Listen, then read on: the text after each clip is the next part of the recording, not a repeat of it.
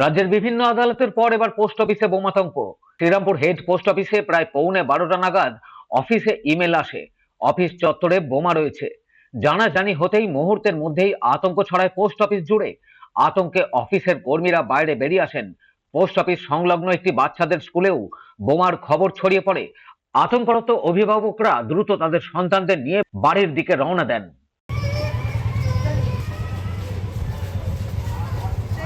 তড়িঘড়ি বাচ্চাদেরকে নিয়ে যাচ্ছে।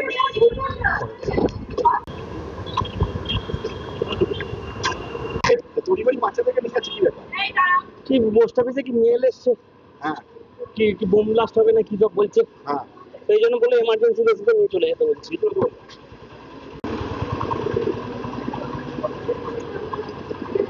কি তড়িঘড়ি নিয়ে চলে যাচ্ছেন বাচ্চাদের?